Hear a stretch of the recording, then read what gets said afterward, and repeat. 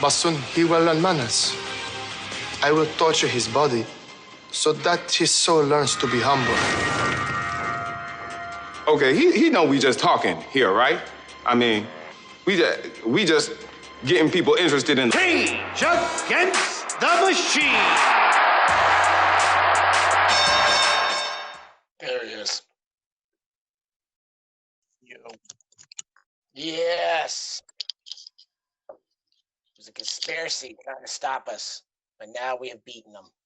All right. What's up, Cage Cousins? How are you? This is the long overdue 247 UFC 247 cool down. I got Brane Damage on here with us. It's amazing how technology is working. We are having to pivot and certain things going on in the world. I figure y'all have a lot of time to listen to podcasts now that y'all are stuck inside the house.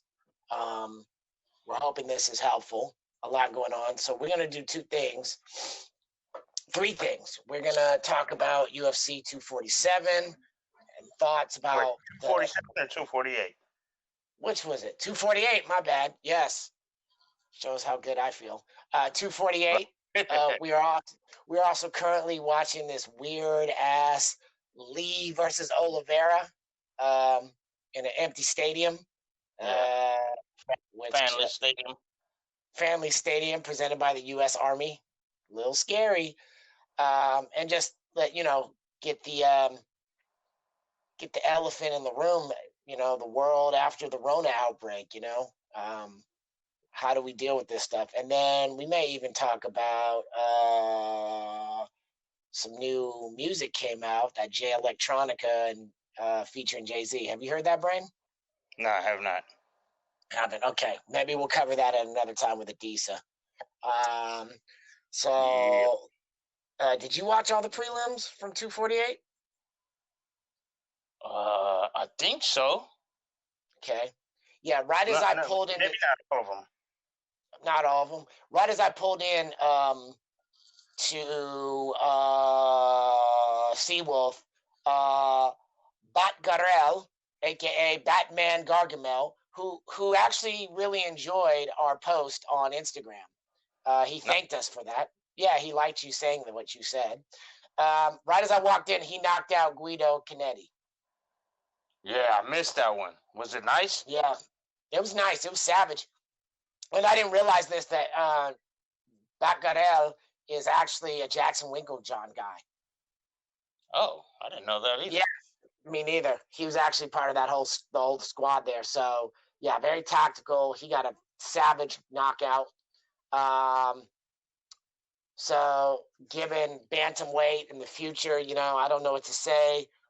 Everything is riding on this Aldo versus Cejudo fight, in my opinion, because we just don't know what's going to happen, right? So we don't know where we're going with this. So we're going to try to figure this out. But I think the division is in good shape. I also think the flyweight, I don't know why people keep trying to say that it's going to die. I don't see it happening. But that was interesting. A lot of power, out of a bantamweight. This has been a division that hasn't always had knockouts. And now all of a sudden it's starting to. I think the flyweight is starting to become that.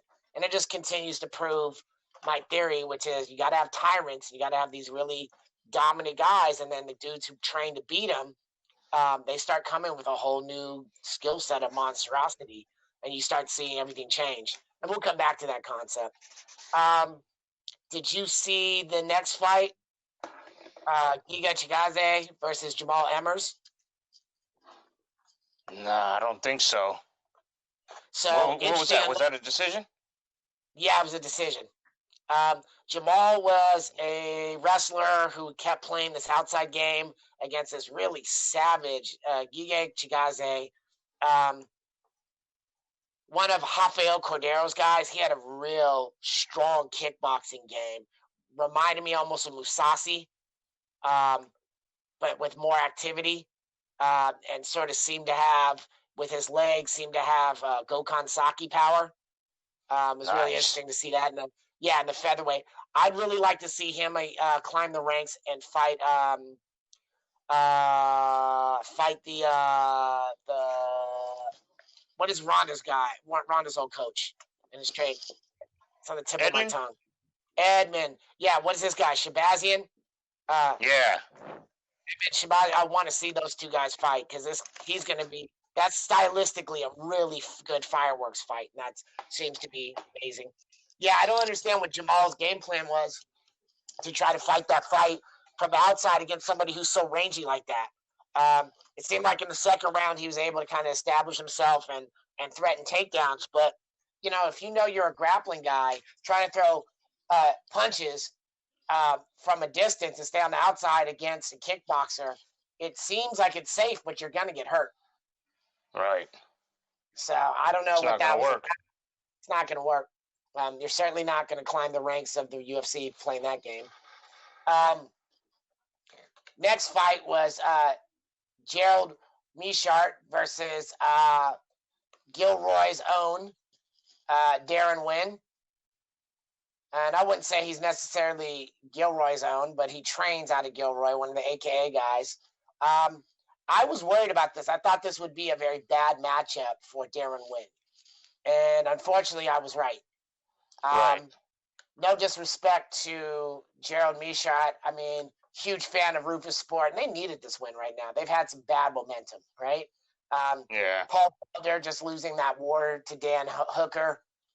Mind you, I'm biased. Obviously, I'm always going to go for the Kiwi. But between that and the Pettis, Anthony Pettis getting starched and, and choked out and Sergio having to move back to Bellator, Askren being, shut down the way he was twice. Tyron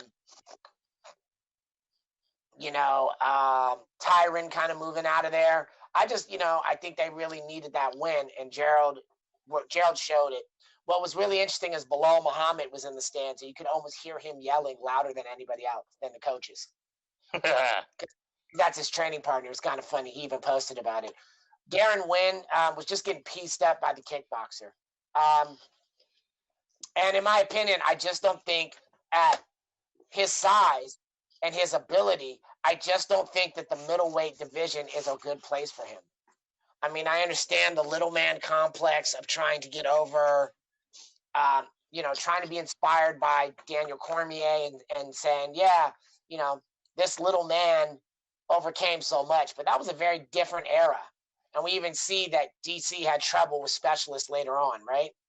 But I just think, I think if Darren, in my opinion, and I've talked to some of the guys that I've been helping out, who train at AKA. I just feel like, and this is not a popular idea with Darren Wynn, but I feel like if this guy, oh my God, just an amazing. Are you watching this right now? Who is this? Dos Santos and Kuchenko? Santos and Kuchenko. Oh man, did you see that exchange, that takedown exchange, and that roll? Yeah. And he went for the leg lock. What do you think? Let's find out. I got to figure out. Sorry, Cage Cousins. I'm just all over the place today, but you're going to have to accept me. I wonder where this Kuchenko guy is Me from. too.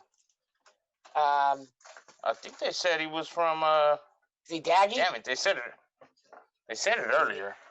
Yeah, of course, but I'm not listening to it. I'm just really certain people. I just don't need to hear what they have to say. Main card, prelims. Yeah, Bisping. He was starting to win me over as an analyst until he started talking that, I'd beat Izzy in a heartbeat nonsense. Yeah, brother, come on.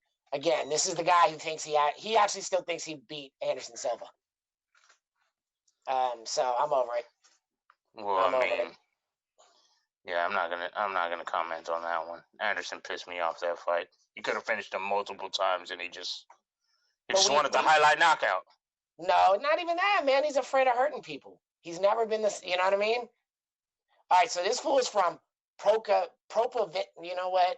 Evan always be trashing me. He's like, yeah, it wouldn't be an episode if Sweet didn't butcher some person's name or town, okay? So I'm not even going to try to, pronounce it. Let's figure out what this is. It's Russian. We know he's Russian, okay? Got it. Cool. We need to hire somebody who can say the names right. Okay, cool. It's like, why are you going to come after me? Don't come for me. Let's talk about the people who couldn't do it.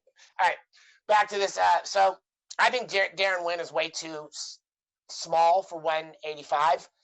I think 185 is just full of killers who are tactical. I think 170 is the place of wrestlers who are putting on strikes. I don't see anybody at AKA who is in the UFC at the high level of 170 either. So there's no competition. I think he should spend the time not only working on his hands because he's got the wrestling, but working on his kickboxing and his flexibility and get those 15 pounds off. Not just walking around at 200 and cut to 185 because he looks exhausted. But he really needs to get his body to 185 so he can cut to 170 or get closer to 175. That would be my advice. But he was just getting pieced up in that third round and then choked out, And you would think. Did he get finished? Yeah, he got submitted, bro. He got submitted. Rear naked. After taking, he was he got caught with a shot. He tried to back away. He turned his body to the side. He got pieced up, taken down. Mershot took his back, choked him out. So that would be my advice. I want Darren Wynn to win. He was in my fantasy league last year. If I don't see him go to 170, I'm not hopeful of it. If he proves me wrong, I'll be happy for it. If he proves me right, I'll be very sad. I hope this guy takes it seriously. Man, the kickboxing from this Kunchenko Santos is just incredible. Ooh. Yeah. They're throwing down. Did you see that the ladies fight? Two fights before this? Silva and Morose? And Morose, yeah, no. Bro, these spinning techniques today. Oh, I'm with it. If that's what it's going to be, maybe we need to have no more crowds because these guys are killing it. Moving on to the next middleweight bout, which is interesting. Rodolfo Vieira versus Saparberg Safarov. Probably didn't say the name right. Probably going to get attacked for it. I don't care. I think Adisa called this. He was like, dude, Rodolfo Vieira, when he gets on the ground, is just a monster. Look for it. And that's just basically what happened. Statistically, you don't even have to watch the fight. Let me read off 3 numbers to you. Round 1, time 2:59, method submission. What does that tell me? Tells me he dominated. He dominated. 5-minute round. So, less than 2 minutes in, this fool got him down and submitted him. And submitted a wrestler, who believes he was the superior wrestler. Quite interesting. So, not a lot to say. It'll be interesting to see what this takes. So, what does this make for Vieira? What is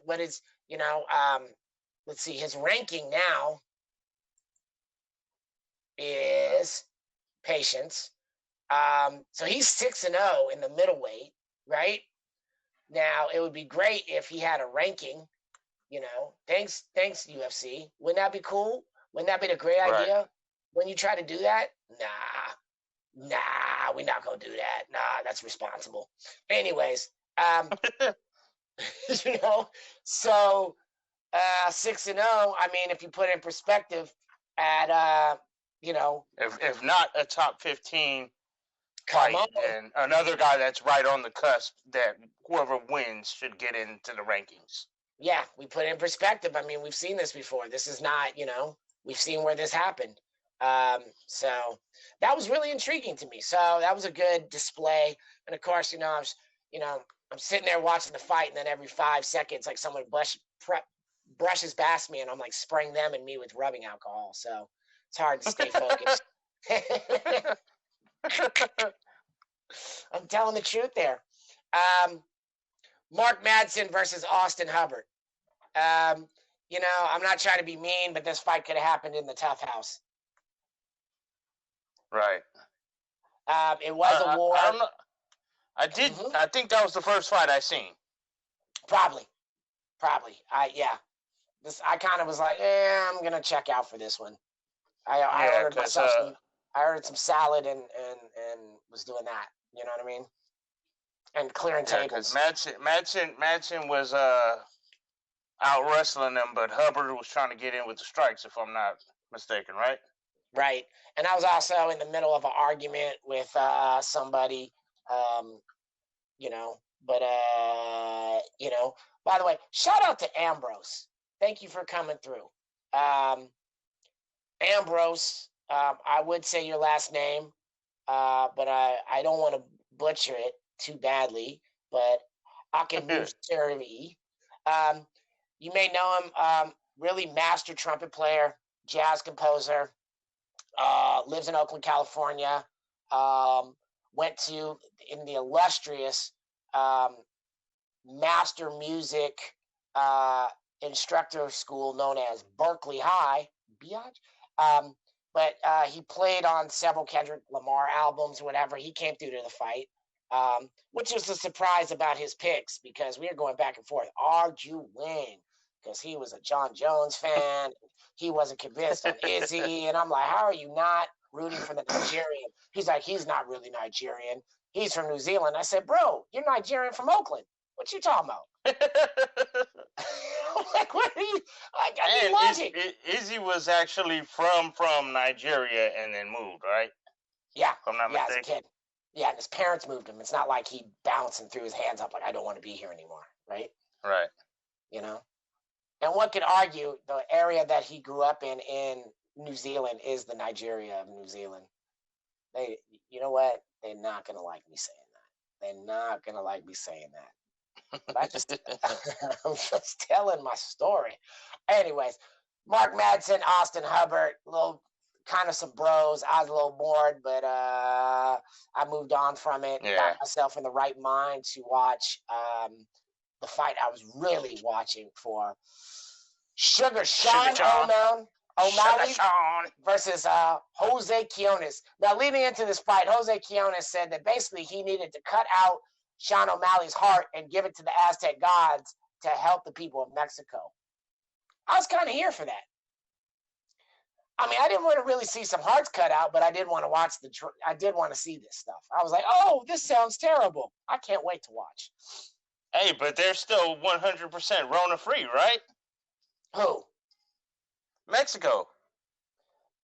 Today. They're talking about, put up the wall up. Put the wall up now. We don't want you stinky Americans coming in with that corona. Yeah, but again, that wall is not like, that wall is one-sided, bro. First of all, I mean, you've seen all the videos of people breaking through the pieces of the wall they already built, right? Secondly, hey, I'm only going to say this one time. Yeah. Break the wall down! Burn it! I want that one in the mountains in Nepal. Man, I was yelling that all through the fight, and people were hella laughing. I was like, I learned that from God's Crazy. I was just waiting for the right time, and people would start crying, laughing. I'm like, yo, if you don't get that ref, like, oh, that's what it is. Shout out to Gangster Kel. That's what happened. Kel came through. Oh, yeah. Yeah. Nice. I had talked to him that day, too, and he was like, man, I don't know where to watch the fight. And I was like, I ain't feeling too good, so I ain't going, but you know it's the wolf, bro. It's the wolf. Yeah, he came through. He's like, I love this. I was like, yes, dude, we're going to do it. So that was cool. So, yeah, Sean O'Malley versus Jose Quinones. Let's spit the three numbers. Round 1, time 202, KO. Yeah, Quinones that head kick was nice. Man, it was. Quinones was throwing some nasty, nasty Mexican boxing, but I didn't understand his defense. It seemed like... Yeah, the defense was not there. I just don't understand what that was. I mean, I've seen a lot of people accuse him of taking a fall. I could see that, but I also feel like at this level, it's possible that people are arrogant enough not to believe that they're going to get kicked in the head. We got to just accept that. Yeah, it looked to me like he just didn't respect the power until it was too late to respect the power. I don't think he actually believed that he was going to get struck in the head with a kick. That's what it looked like to me. Right. The way he was holding his hands and the way his stance was, he looked like he wasn't ready for a boxing match. He looked like he was ready to box and do some jiu-jitsu on the ground. I don't think that he was ready to fight a high-level kickboxer. Sean O'Malley, I will give him that. He did look like a 2.0. He absolutely looked like a different He did. He really did. He really did. I just can't. Yeah. I mean, with him having 2 years off when Nate fought Showtime after 2 years off. I mean, Man, it's starting to really change my perspective on ring rust. I mean, it looks like these fighters that are taking a lot of time off come back looking like they're rejuvenated instead of rusty. well, and it's also, what is your definition of what are you doing as time off? Are you healing injuries and training? Are you partying? You know what I mean? And so then ring Yeah. rust becomes a whole new concept, right? I think for a lot of that, ring rust is, are you not staying active with your training? And that's what it's been in the past, in my opinion. So Elijah Zelseki dos Santos gets the victory. Yeah, El apparently. Capoeira. Yeah. Although he ain't That throwing was a back and forth war, though. Yeah, even though he wasn't throwing too much capoeira. But that's, again, the mythology that nobody wants to talk about. Like capoeira doesn't really work in the octagon. I've yet to see some street fight stuff. People always want to challenge me on it, but then I'm like, okay, show it. Show me. I want to see it. And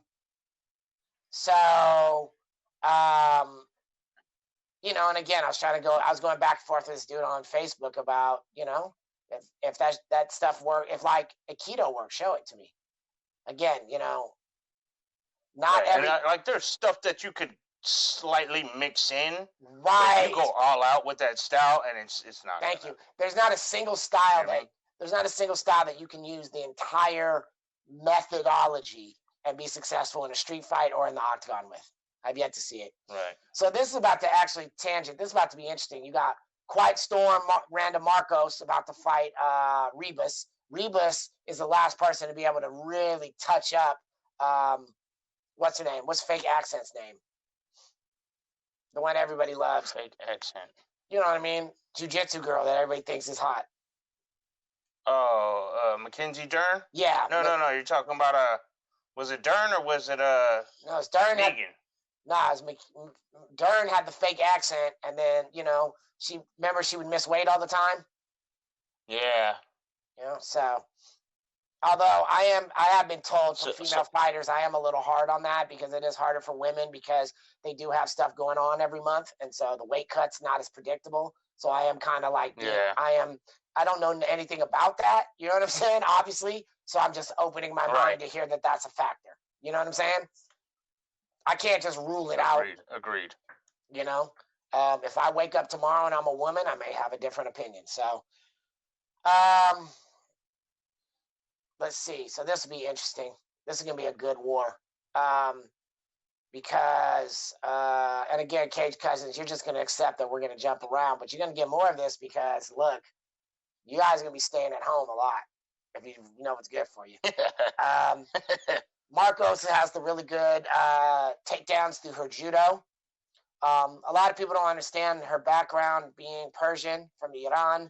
There's a huge Sancho kickboxing, judo, wrestling culture there. It's been there for years. There's a very famous picture of Henry Hooft. Do you know who that is from K1? Yeah. Of Henry Hooft. And he's a lead trainer now, right? Yeah. And he was taken, and there's this famous picture from the early 90s of him teaching a class in Iran. And there's nothing but women sitting down, writing down, because they're not allowed to actually do the stuff when a man's in the room or to be touched by a man, but they're all taking notes. And then you see where all these women go off to be as fighters, and you're like, yep, those notes must have worked. Right. So it's interesting. So that was fascinating. That is crazy, though. Just looking at them walking down, and there is nobody in the stands. Yeah. Somebody already beat me to the joke, but it looks like a Bellator event. And it's crazy because I have it on mute now, but earlier, as I was watching it, like the background noise, it reminded me of a fight on Tough or like the Contender Series. That's what I'm saying. All you hear is the cornerman yelling. Literally, that's what the wife said. She's like, "Oh, it just looks like it's Dana White's. That's Dana White's Contender Series, I guess, but somebody paid for it." I was like, "You're so wrong. You're so wrong." Yeah, it's nuts, man. So yeah, it's interesting. So they're saying 3-fight win streak, but ultimately she's only lost once in her career. Yeah, Amanda Ribas. Yeah. So so 8-1 with 3 knockouts and 3 submissions. Right. That's nuts. That's when you know you're well-rounded. Yeah. Yeah. So I guess we now move on to the main event as we wait for this fight to load up. Or the main card? The main card? Yeah. Yeah, because those first 2 fights, Alex Oliveira versus Max Griffin and Neil Magny versus Jing Liang Lee, the youngsters were favored, and the OG showed them, nah, son. Yeah. It's levels to this shit. You know what I'm saying? Although I do feel like back and forth war, but I do feel Max Griffin got screwed again. I don't know. But he does come up. They don't like him when he goes to decision. Yeah. I did feel like Cowboy won that fight. But I feel like they completely ignored, like, he didn't get a single round, bro, and they ignored all his takedowns. And I keep having this conversation. You may not like the current scoring, but you can't ignore it. Right? Right. So, but I felt like Griffin was landing harder shots, but Oliveira was. I felt like he had more volume. So if I'm looking back at this, right? Max Griffin had 62 to Oliveira's 61 total strikes. Significant strikes. Mm-hmm. Clearly, Oliveira had a 2-to-1 ratio, 40 to 23. Out of takedowns, Max Griffin had 2 of them to Oliveira's 1. But did he do much with those takedowns? Well, here's the interesting thing. I felt like he really slowed down in the 3rd round. Yes, he did. He was hurt. He was gassed. Here's the interesting thing. Oliveira passed 2 times on the ground, but Griffin reversed 1 time. So it's interesting how they'll score. I think you know those scores much better than me. I guess we can. Do you want to look at it by round to see if this is right or no? Or do you care? Yeah. Okay. So I don't know how to do that, but I do. Walk me through it. Well, literally it's literally, I love numbers. So on the UFC site, it really shows. Man, Regis is just playing with Marcos right now. She's just playing with her. Okay. All right. So round 1. Is our good buddy Josh still in love with Marcos? Probably. Oh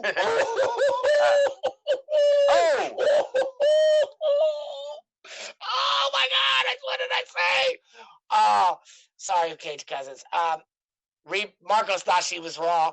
Threw a long ass cross. Regis hit her with the leg kick, knocked her down, and immediately as she was falling, hit her with the right hand. Like, I'm saying, why do I not have this girl in the fantasy league? Regis is the truth.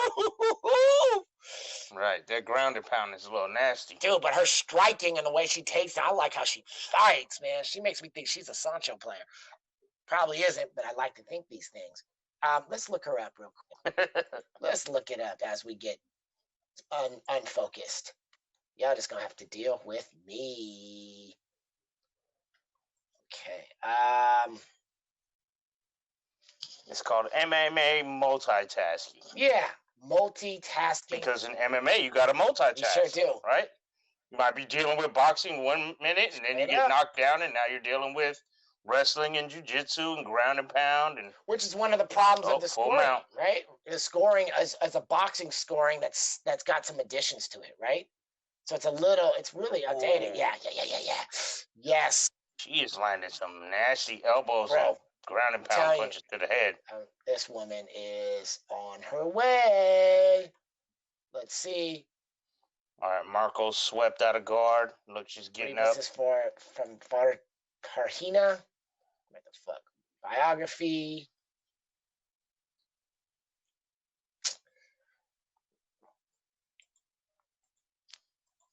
Let's look her up. And she's from Marcelo Ribas's team. Right. Well, so I wonder if that's maybe they're related. Although, yeah, I was going to say maybe a brother or uncle or a husband. Right. Because who knows? Like, Ribas might be like Johnson and Brazilian Portuguese. You know what I mean? or Right. Ramos. Like, just because you're in the same room as somebody with the last name Ramos, y'all may never know. You're not even cousins. Who knows? We might not even be close to the same. I've met Filipino Ramoses, Right. more Puerto Ricans. I've met Mexicans. Oof. There's Bobby Ramos, who's a Brazilian, that's a UFC fighter. Yep. Sergio Ramos, who's from Spain, that plays soccer. You know what I mean? Yep, I do. Can we just talk how this woman just took Ronda Marcos down again?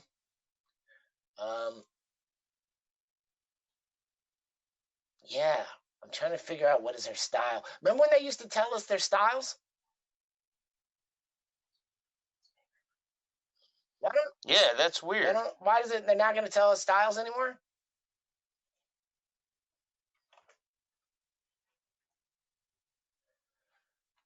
I'm even looking on Tapology. Nothing, man.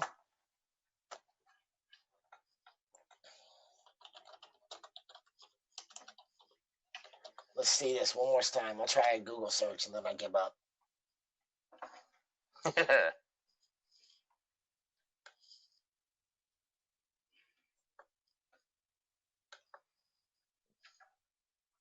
Uh-oh. What? I feel a sneeze coming on. Go away. Oof. Okay, so judo, jiu-jitsu, Muay Thai. So I would say she's got the standard Brazilian loadout, for lack of a better term. You know what I mean? When she was making the character, she's like, okay, all right. Right.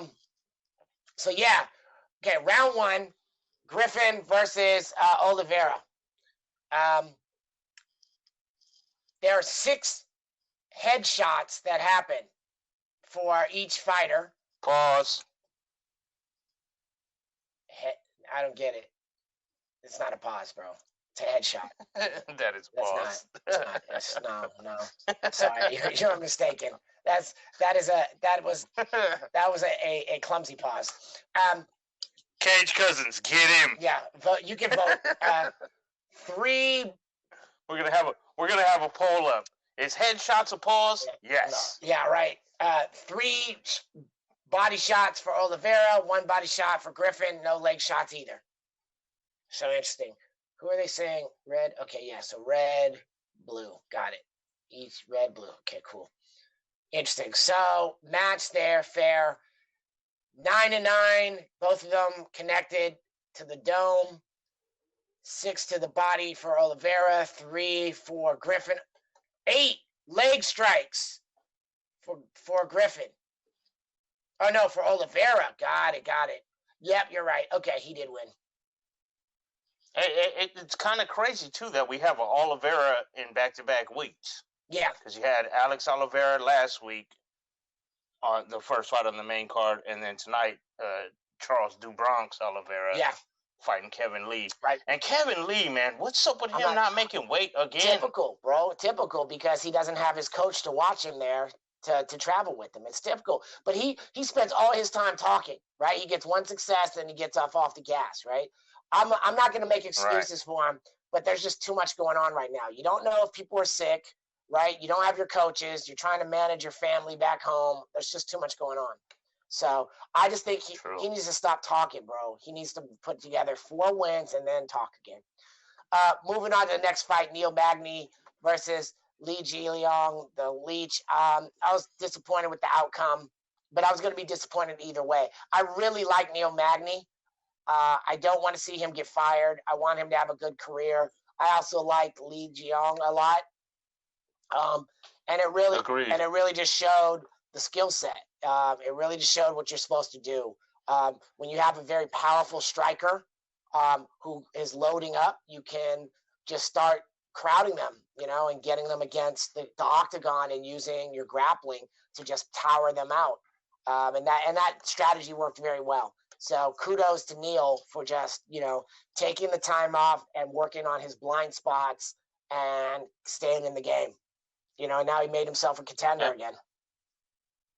And again, as I was just saying, this guy had not fought since November of 2018. Right. Not a full 2 years, but that's a good year and a half. Yeah, and that's a lot of time. And came back looking. Yeah. You know what I mean? Yeah, And that's way better than he did in his last fight against Ponzinibbio. Absolutely. And just working on what you need to work on, you know what I mean? And making sure it is what it is. So, I mean, kudos to him. He looked good. He looked great. I think it was a great test for both guys because Jing Leong got to fight a vet, and Magny was like, yo, hey, bring it on, young stud. Yeah. You know what I mean? So it was a good matchup. And I think Lee is going to learn a lot from this loss, and Magny, like you said, put him right back himself into that top 10 contendership. Absolutely. I mean, I don't know if they ranked him up there, but he definitely was. He was getting up there in the rankings before that loss. Yeah, it would in his last fight. It sure would help us if they would put the rankings up here on their webpage. I mean, God, but what you know? What do we know? We're only the customer. It's just amazing. Yeah, it's like you got to do a search for it and whatnot. Yeah, you know what are you guys doing? Come on. Moving on to our next fight, Beneil Dariush versus Drakkar Klose. This fight did not happen nearly the way I thought it was going to. Right.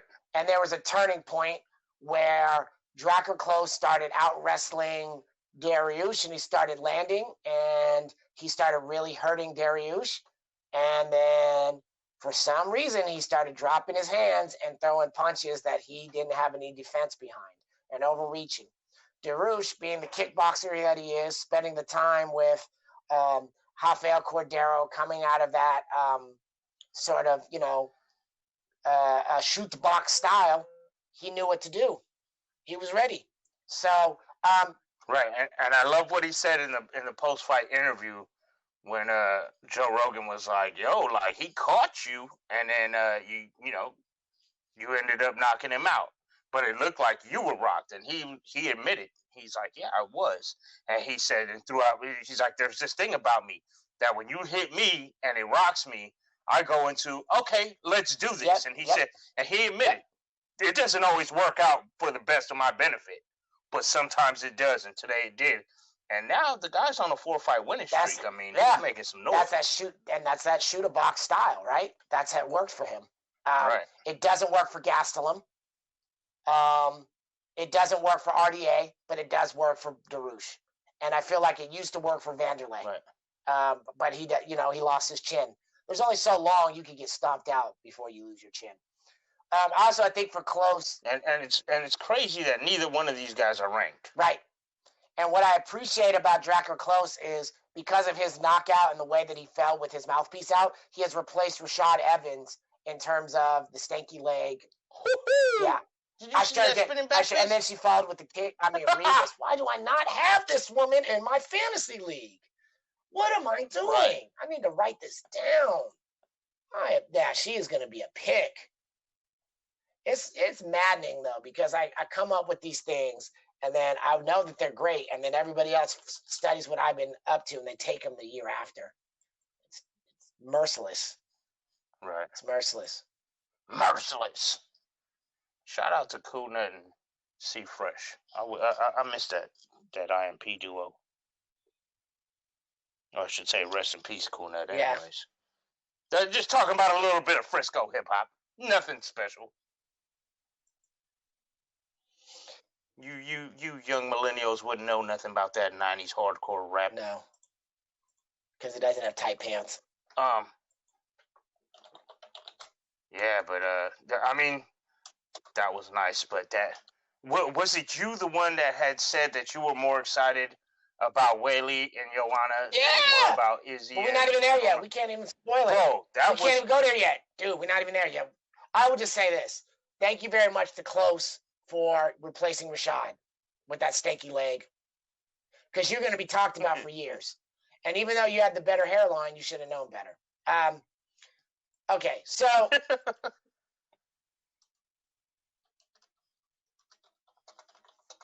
You should have known better.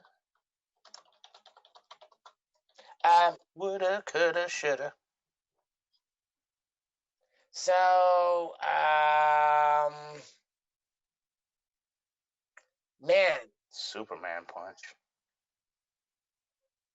Yeah. What an amazing. Yeah. Hey, I gotta give it to Randa Marcos though. She is not backing No, down she doesn't. with the amount of She punishment that she is doesn't. taking. She doesn't, dude. She really doesn't.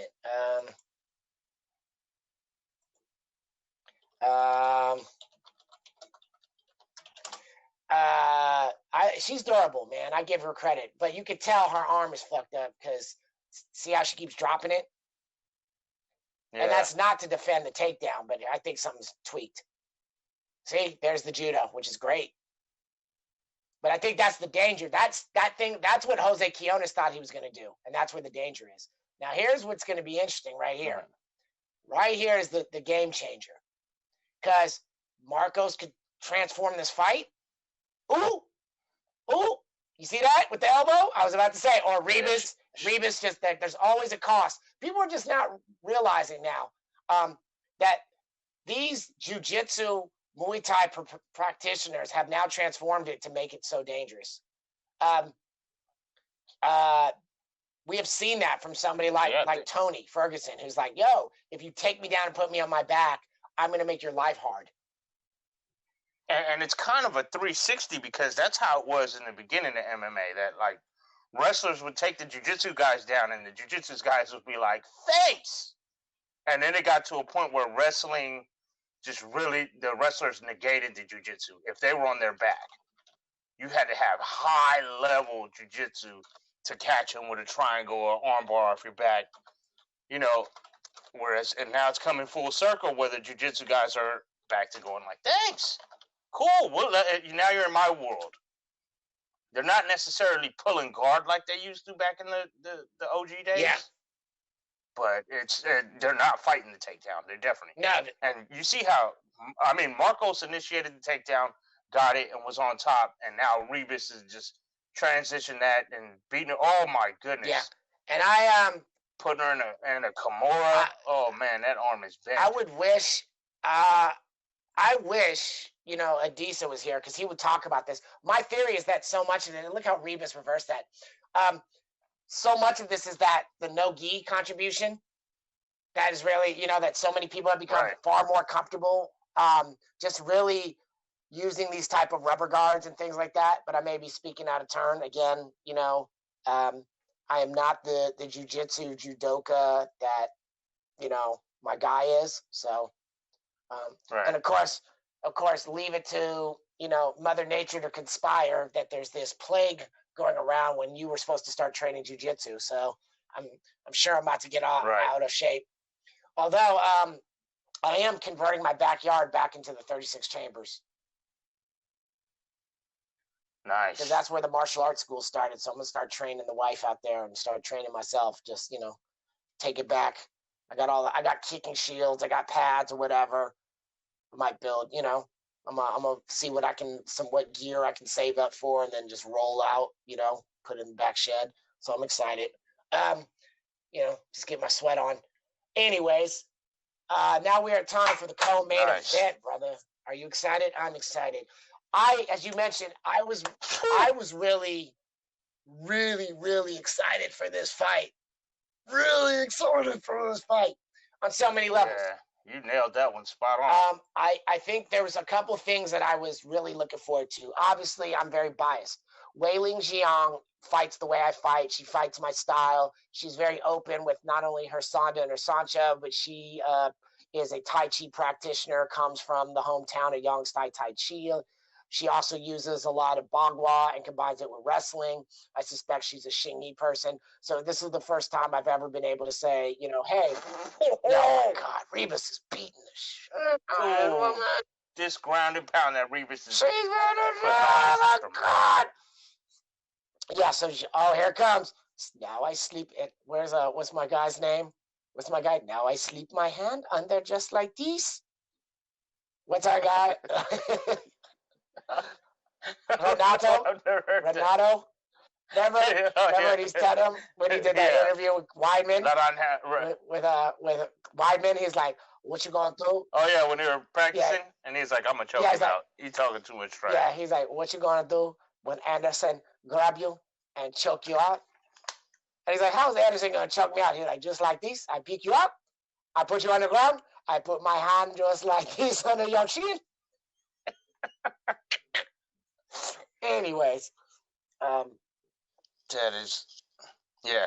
I was excited for this fight too, but I was more excited about Romero and Adesanya, and it just, you called it perfectly, man. This was one of the most beautiful fights I've ever watched in my life. This, yeah. Joanna But it and was Weili time. just But it was tagged each it was other time. for 25 minutes, complete, like straight. But No let up either way. They just completely threw haymaker bombs at each other's head for 25 straight minutes. Well, it was time, because if you think about it this way, through the journey that we've had with the UFC, watching it together, you and I were always hardcore fans. But it wasn't until obviously the Ultimate Fighter and stuff like that, to where you started bringing in other people. We could convince other people to come over to the house and watch it with us, right? And then we'd watch it, and there'd be a lot of casuals, they don't know, and they're all excited about like Chuck Liddell, right? And stuff like that.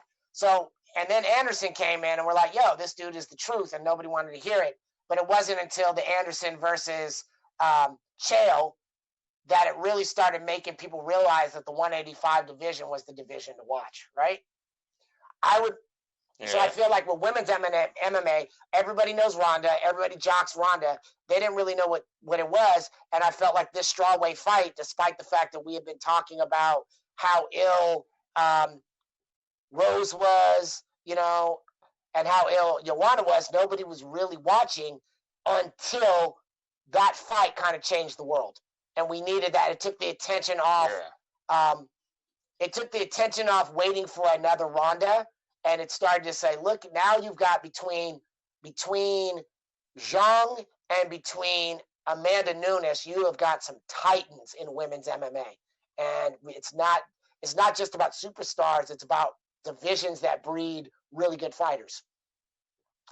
And what was very interesting is, I don't think people got it. It's like, I think we would have had a different performance of Zhang if she hadn't had to move around her fight camp so much. But it is what it is. She was a soldier. She showed up. And Joanna, you know.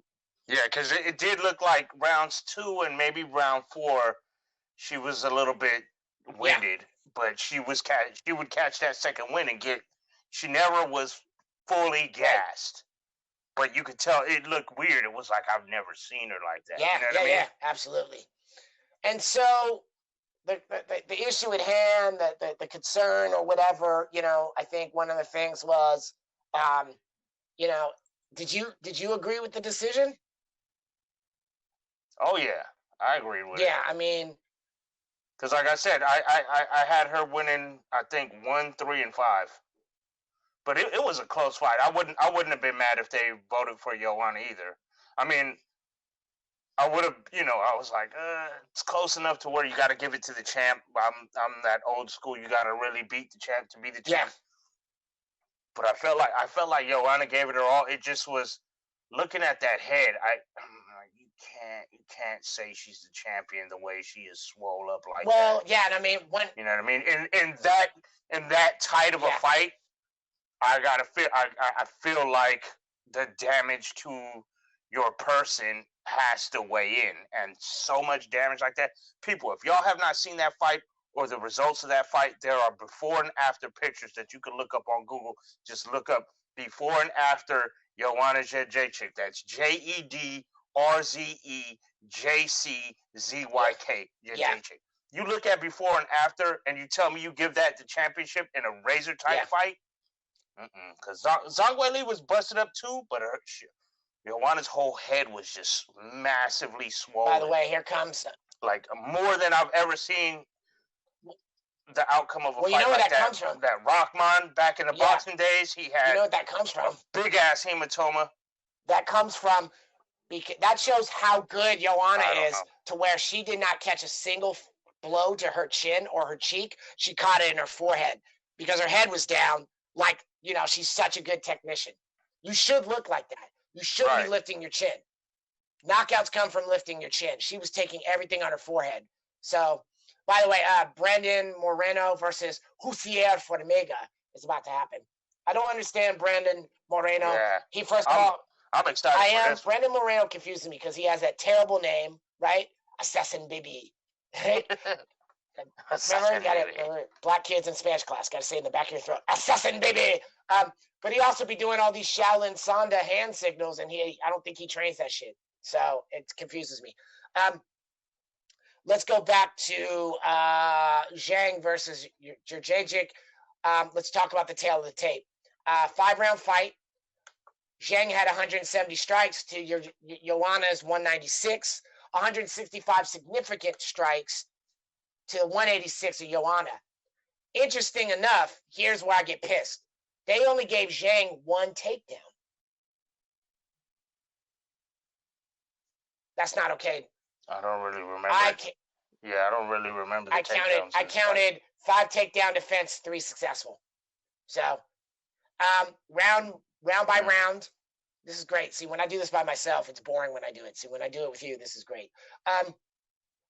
Total strikes, 30-30, man. And they don't really show where they went to the body or the head, which is interesting. 30 strikes each person.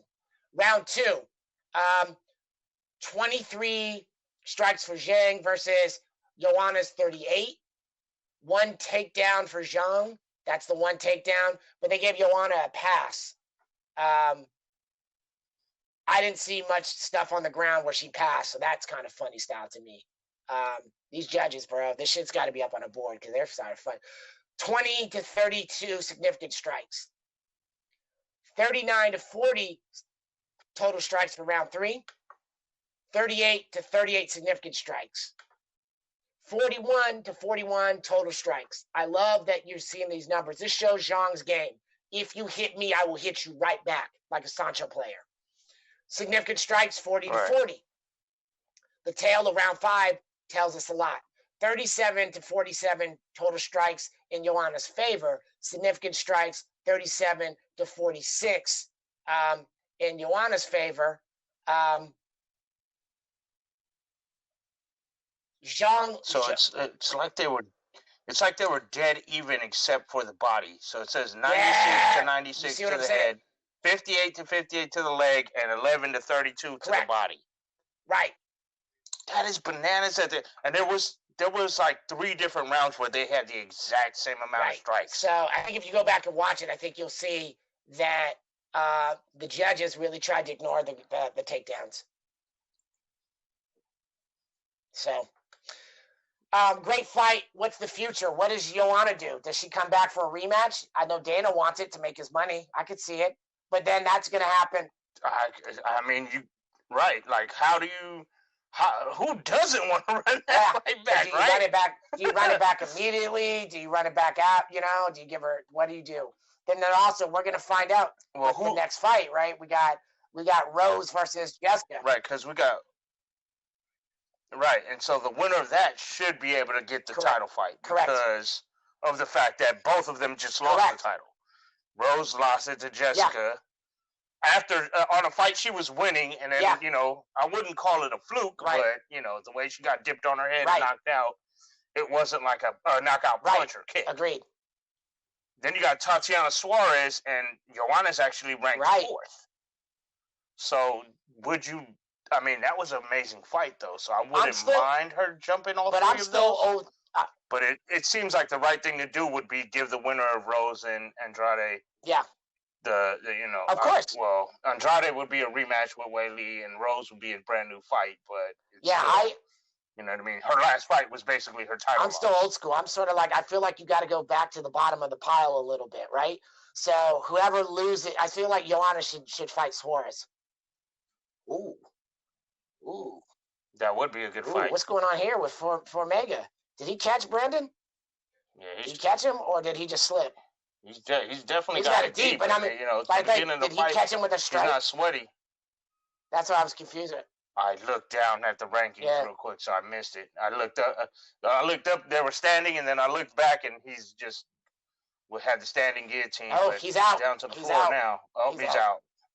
I think this is where Moreno. What was that? He was he was trying to. Yeah, I think. Where's my target? Here's my target. I gotta find his hand. Moreno's about to start working. Moreno is killing me with those little knock. It looked like he's knocking on the door. With the ref, you got to stay active, right? You got to stay active, and because the ref will assume certain things, right? So he's trying to like game. That's why I keep talking about with John Jones. He knows how to game judges, and a lot of people do not know how to game judges. I think when you spend a background in boxing or you spend a background in Muay Thai, you learn how to do things that impress the judges. They don't result in the fight, right? They're not good fight techniques, but you also have to understand that part of this is persuading the judges, you know? And I went through some of that, you know, not only in tournaments, not only doing forums and doing fighting, but also I've seen that in terms of like competitions to raise money or helping entrepreneurs, where I try to explain that to them. Like, it's like, yo, the guy over here has a terrible idea, but he at least shook all the judges' hands, right? You came in here with a great idea and you were arrogant as hell. You got to work, you know what I mean? You got to work the judges. Yeah. So my thing is, I would like to see Suarez versus Joanna, and then the winner of Rose and Jessica fight for the belt. All right. Anything else on that fight? Yeah. It was just incredible, man. For me, the thing that stood out was the commentators who kept saying, "Oh, this might be one of the greatest women's fights ever. Might be one of the greatest women's championship fights ever." I felt like it was one of the most greatest fights I've ever watched. Women's championship, boxing, Muay Thai, kickboxing. I think it's up there. It was an incredible fight, and I was like on my feet. Yeah, I think it's up there with Gastelum and Adesanya in terms of amazing fights. It didn't have Shogun Hindu. It didn't have the ups and downs though. It didn't have any ups or downs, right? Like you didn't. It was a good fight and it was a war, right? But it didn't have. Oh man, that was nice. That up kick kind of yeah, dropped that's what I'm saying.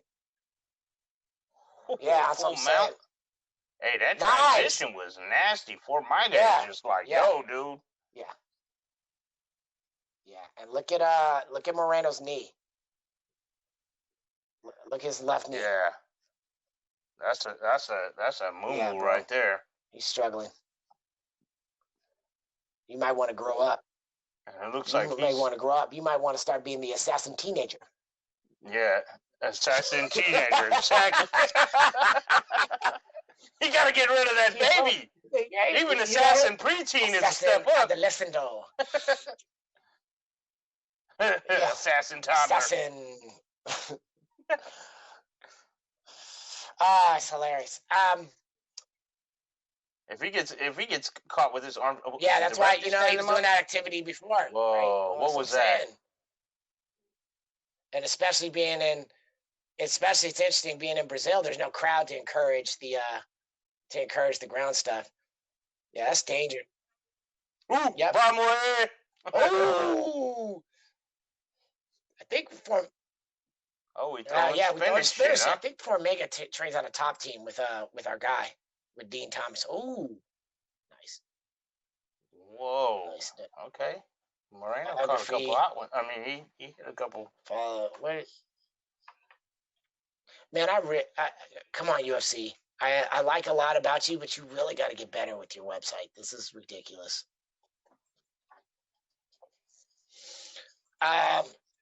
Yeah, it does seem. It does. Where do you see that stuff? Where are you seeing that? Sure. Oh, you're a sure dog. Okay, yeah. No, I think he's one of Dean. I think he went to Dean Thomas. Yeah. Sometimes they're wrong. Yeah, sometimes they're outdated a little bit with the teams. Yeah, but yeah, that's one of Dean's guys. Him, Davi Ramos, all those guys. He's really good at teaching jiu-jitsu guys how to throw hands. And where's Moreno Entrim Gym? You don't even know what that is, bro. Baja, California. Randy Moreno. Yeah, he might be that. Yeah, I was looking at that before. I was trying to figure out what his style was, and I couldn't. So I gave up because it made me mad. Yeah, where did you find the style? I do a lot of cross-referencing of stuff. So I might even, like right now, I might even go Brandon Moreno style, right? And then, let's see. Dwayne Bang. Here it is. Brandon Moreno is no longer just a jiu-jitsu fighter after training with Team Elevation. There it is. That's what. That's why he throws stuff like that. Yeah.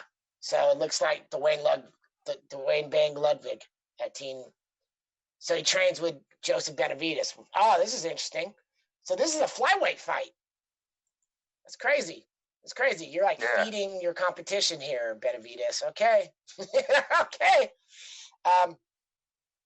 Shall we move on to the main event of the evening, of the afternoon?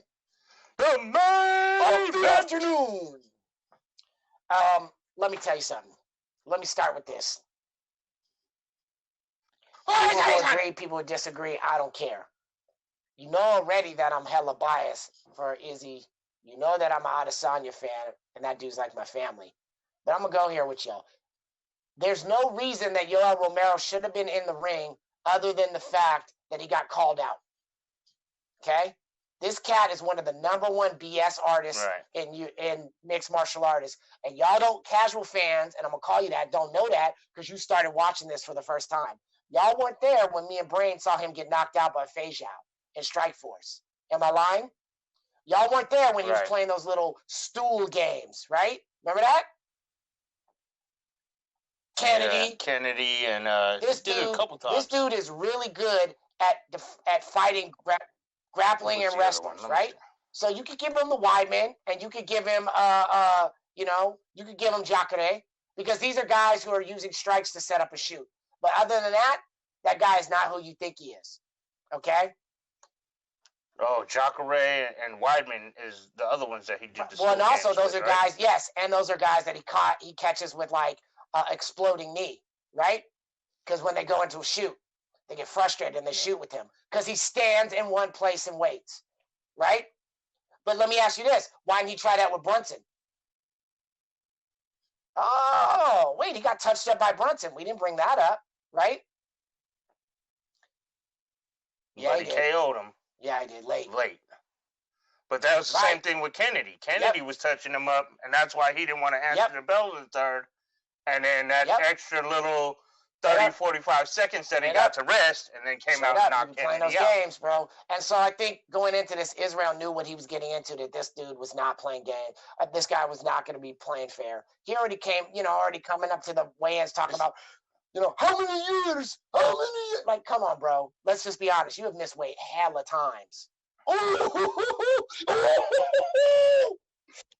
was that?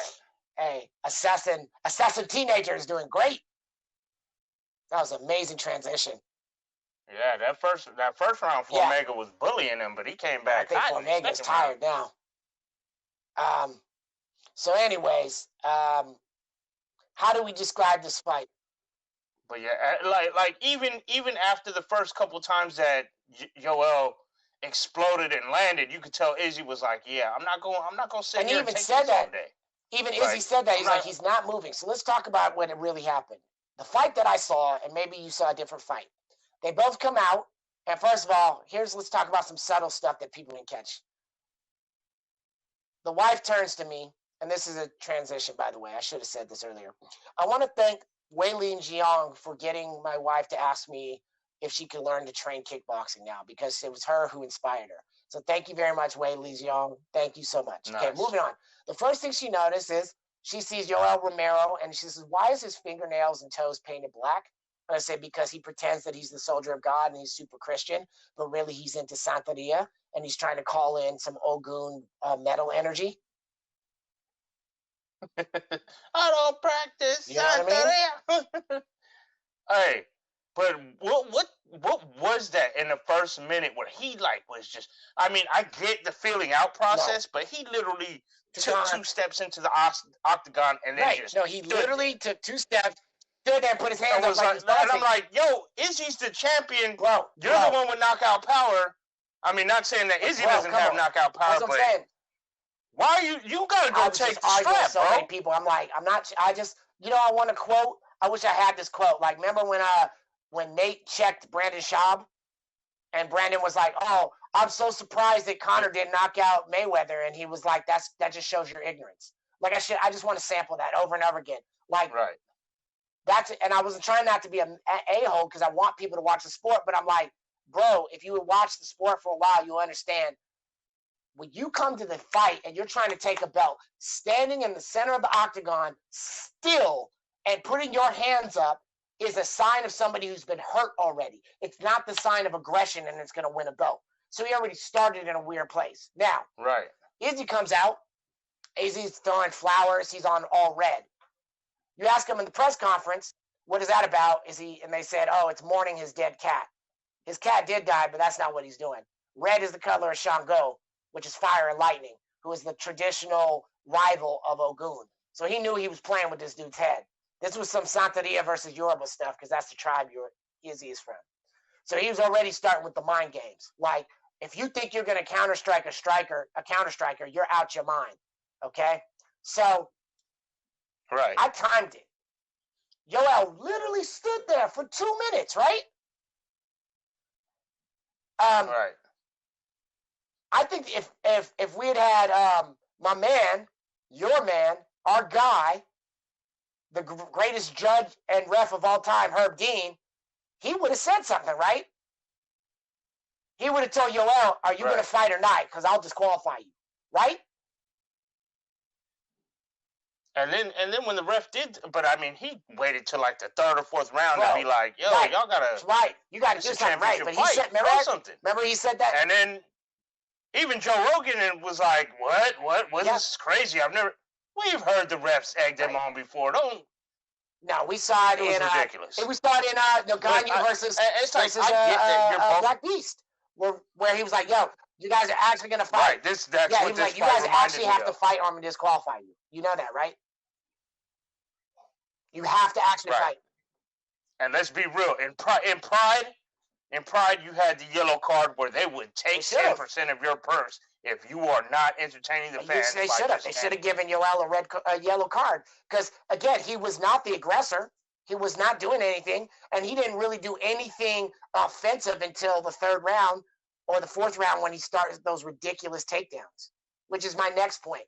All those people who had all these concepts about Israel has no takedown defense and is terrible off his back, where you at? Where you at? Where are you at? Because rounds 4 and 5 showed you that you don't know what you're talking about.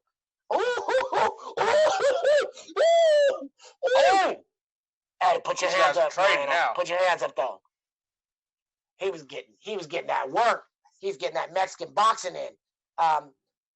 So I was, I was disappointed Izzy didn't get the finish, but I'm not surprised. I'm really not surprised. By all means, I should like Yoel Romero, but I also know that he's hella full of shit. And if you think I'm picking on him, go watch a documentary on Netflix called Icarus. Just watch it. What is that? I'm not going to spoil it. Remember, I keep saying sometimes. That's the thing that people get wrong about, like people like Eddie Bravo or like Kanye, where it's like, well, you should look that up. It's not to be an a-hole. It's like, I should not affect your research. If I say to you, hey, go to this restaurant, right? I shouldn't tell you what to order. I should just tell you to go to the restaurant, and if you like the food, we could talk about our favorite dishes, right? So that's my attitude. Watch Icarus and then get back to me. But so my whole thing was that, okay, my first point was when Yoel started the fight was like, yo, you need to go take the belt from this man. He owns it. You want it, go get it. And then after the fight, he started screaming, ranting, and raving about Israel running. Hold on. If you were let's go back to throwing heat, let's go back to and he was let's go running away from you, who is you have a point. But you just stood there the whole time and wanted him to come to you, and then you accuse him of Romero's training partner. Hold on, can you just answer the question? Mr. Pico Graham, running for the hit and run. John Jones. Snorting that explain to me, what did John Jones do against Reyes? I'm confused. That's not run. Thank you. Run. So full of it. This dude is so full of it. He ran into, and don't get me wrong, I'll give John Jones credit that in the 3 fights that he was tested the most, the first Gustafsson fight, the first Cormier fight, and the second Cormier. Not even three. Cormier Let's fight. go 5. Not the first. Well, I think the first Cormier fight was a really razor-thin decision as well. Second one, obviously he knocked him out, but then he tested positive. If you literally look at the scorecards for the second Cormier fight, if it had gone to Cormier started out great until he got hit. But what I'm saying is the he fights. Was winning. Okay. Right, exactly. But that's what I'm saying. In the 4 fights that went or now 5, that went the distance, that the opponent, the first Gustafsson fight, the first DC fight, and the fights, the last 3 with Anthony Smith, Thiago Santos, and now Dominic Reyes. I will give Jones credit. In the 4th and 5th rounds, he turned it up, and obviously he had the fight IQ to know, as you said earlier, he played to the judges. He knows the judges have short memory, that the last things they remember is the most that's weighing on their conscience. What does our brother Josh Shai always say? And so if you win the 4th and 5th rounds and you're the champion, doesn't matter if you lost the first 3. What does our brother Josh Shai always say? What does he say? One person won the fight and another person won the competition. Right? That's what it was. Right. See, now that's how I felt about the Anderson-Silva-Bisping fight. Bisping won within the rules of the rule book, but he definitely got his ass. See, here's the thing about that fight that's an issue for me. It's like, Anderson, you're in England and this guy's cheated. Why would you play into it? The second one is that's a little bit more complicated for me, is given all that stuff. I don't know. I just I also feel like Anderson did not do himself any favors by trying not to hurt that guy. The third is the real one that is an issue is like, come on, Herb Dean. You see this dude just spit out his mouthpiece. Come on, bro. Yeah. But I don't agree with the whole he wasn't trying to hurt him thing. I think he felt like he can get a highlight, one punch, one kick knockout. And instead of throwing combos to finish him when he had him hurt, he would back up and then be like, let me get this highlight reel knockout. That's my personal opinion. It could have been, definitely. I don't want, because we know that he changed his whole outlook on fighting after he busted Rich Franklin's face in. Right? He was like, I didn't mean for this guy to have to go get reconstructive facial surgery after I fought him. I just wanted his belt. You know what I mean? Right. And that messed him up a little. But at the same time, like, he still was a killer after that. And I felt like that was his chance to be. I just felt like if he would have threw a couple combos, he definitely would have got the finish. And I felt like he had Bisping hurt multiple times and then backed up and was more like, watch me, I'm going to kick this dude in his face. And then, did they just give Moreno the victory? They did, because he's celebrating. Yep, winner by unanimous decision. Yep. Assassin baby. Wow, I thought Jussier won the first and the third, but it was a good fight. But and by no means, like, even though I say that this main event with Adesanya and Romero reminded me of Derek Lewis and Ngannou, it wasn't as disappointing. I still felt it was a bit of an entertaining fight. I felt Adesanya fought smart. I felt that he was like, if you're not gonna come to me, like, I'll go in there and I'll land some leg kicks, I'll land some combos, but I'm not gonna stand in the pocket and trade with you like that. It's not even just leg kick for me to do. Oh no, it wasn't. He was landing combos. Kicked him in his armpit. He was landing combos. He kicked a wrestler in his armpit. Like, you're so whack, you can't even grab my leg and take me down.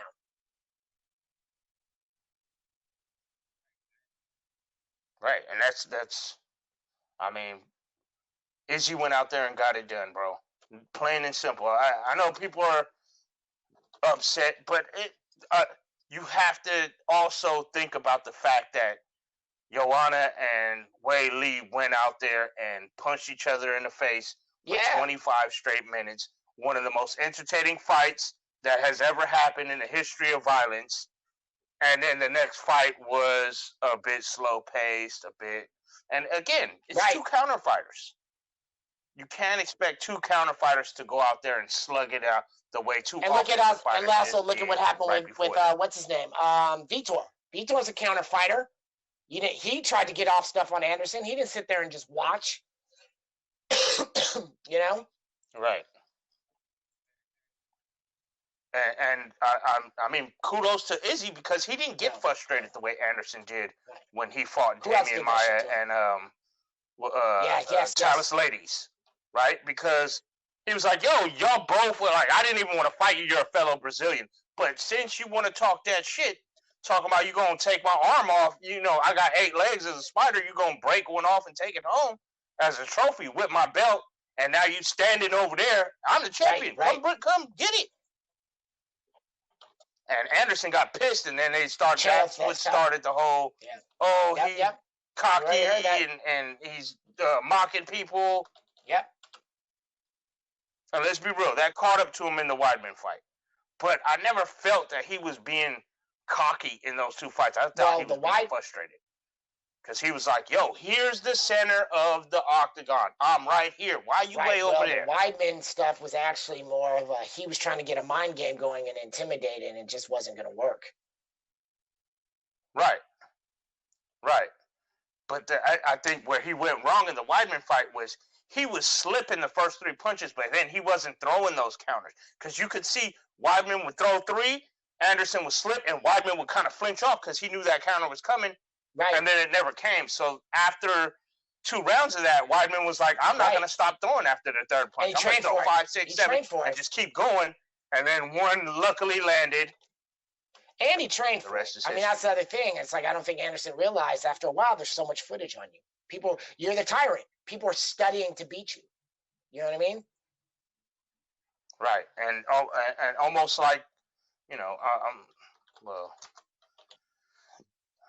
basically, when you're the champ and you're dominating like that, everybody's bringing their Super Bowl during that fight.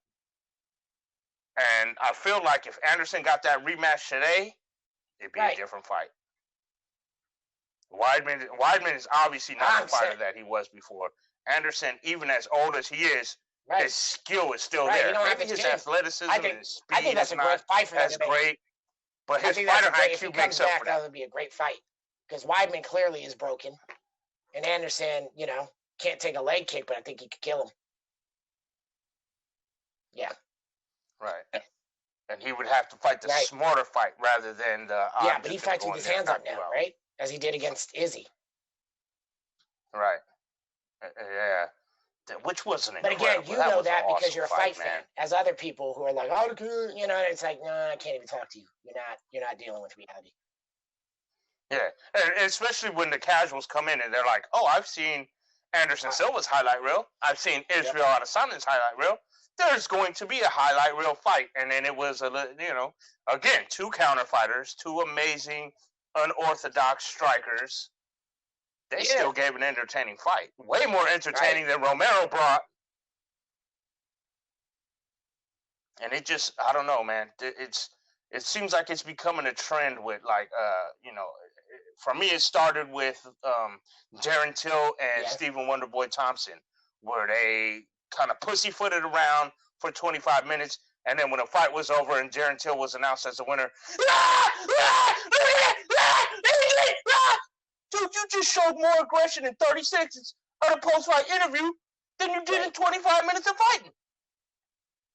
And then Romero did the same exact thing. "Oh, he's running! He's running! Shut your ass the fuck up. You didn't go after him. If you was chasing him around and he was running, then I'd agree with you. That's not what happened. He was talking that horse shit. I like Yoel Romero. I did until I really do. I'm a fan. This. Now I'm like, nah, I gotta walk away. You're right. I lost a little bit of respect for him with that one. I didn't call you out on the weight call. I didn't call you out on the weight cut problems. I didn't call you out on the legal kick to Whitaker's leg and trying it the second time. I didn't call you out on the stool gate. You're John Jones. But if you're going to start doing that, if you want to pretend that you're such a stickler for the rules, I got you. Icarus, Netflix, I got you. Yeah. Icarus. I gotta write this down, bro. I gotta write this down. Cause I already forgot. And then you said it again. Yep. I'm like, oh yeah. Nope. Watch it. I mean, I think you got some time, right? Yep. Jerk. Speaking of which, hey, Cage Cousins, you guys got to help us out. I'm going to start a petition. Goodness. I'm going to petition Disney to allow us to watch Black Widow from home through Disney Plus. So we're going to send that out. Please sign it, because I ain't going to no theaters. Theaters are already nasty. And when does it come out? And the federal government is saying, dude, the federal government's saying this is going to go on for 3 months. So holler. So, right. Anywho, hey, I really appreciate this. Thank you, Brane. Can we do more of these? Good. Let's do it more. We'll do let's do a J Electronic album, and maybe we'll do one with Adisa, okay? But now you see how easy this is, right? Yeah. All right, I'll get this up very soon. Right. For sure. And happy birthday, Sean Price. We got to do that Sean Price We're gonna do that as well. I mean, we'll let it marinate. I think you're right. I think we do it around August, the anniversary of his passing. But like, I literally even found a playlist on YouTube today with all kinds of versions that I've never heard before. That I was like, what is this? And I think it's just like, all features, just featuring, and they would just play Sean's verse and go to the next one. So like, I got a lot of research to do on that. You know, obviously, that's man, my favorite I don't even know if I can call. Here's what I have: the greatest. I have my favorite. I have the one I like the most. You know what I mean? Like, I just have different categories. So, anyways, I just, for me, it's just like I could be in a pissed off ass mood, and I just turn some Sean on, and I'll be laughing. Remember I told you that story, dude. When my dad died, I just, we got in the car, and I couldn't even talk, much less start the engine. And the missus, being brilliant the way she is, she literally turned on the music and started playing Sean Price. And after about an hour, I just started laughing, and all of a sudden I could like light a cigarette and turn the car on. You know what I'm saying? Like, that's my guy. That's always going to be my guy. I love him. So, anywho, I'm gonna jump off, get some lunch, and finish these fights. Yeah, let's do these. Let's do these. Our round zero, the big one at Dream, is always going to be our staple. But I definitely think this is needed for us to do these recaps. And we may, given the travel stuff, we may need to be doing the big round zero this way, bro. We may have to get this. May be the new future. Okay, so get used to it. All right, brother. Thank you so much. I'll let you know when this is out. Appreciate you. Talk to you soon. Yep. And without further ado, cheer!